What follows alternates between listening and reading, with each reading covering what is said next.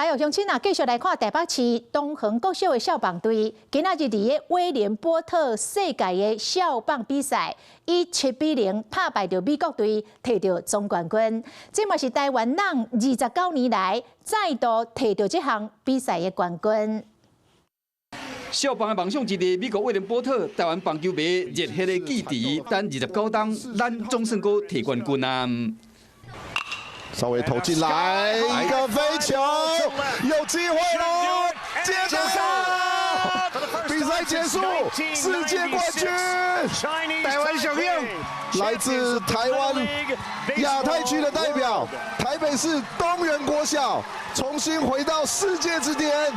自从1996年高雄市复兴国小摕到冠军以后，台湾的代表队台北市东方国小又搁伫这个被称之为少棒大联盟的威廉波特摕到冠军，这嘛是队数第18座的冠军，去年就差一步，今年完全压制美国组的冠军内华达州。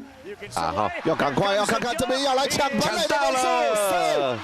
刚刚讲到了哈，今天他的控球有些很离谱的，可这一球其实捕手挡得不好啦哈。第二局一半局，美国队投手控球无稳定，唔是保送就是扑投，互咱台湾小将胜利总冠军战摕到分数。投手够厉害，连续砍咗13个对手，先发投手林进德分数家己判。 这球出棒来了，3连分的车不哎，对，这是一个界内inside，可能至少2分，至少2分了，至少2分了。左外野的全垒打墙角处理花了一点时间，3分全部回来。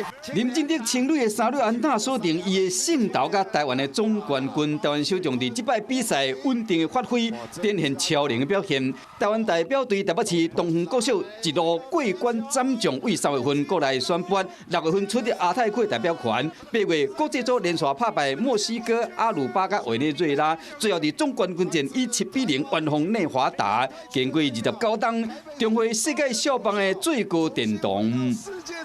Hello， 我是林仙怡。想要抢先掌握最及时的新闻资讯吗？赶快订阅、按赞、开启小铃铛，锁定华视新闻 YouTube 频道。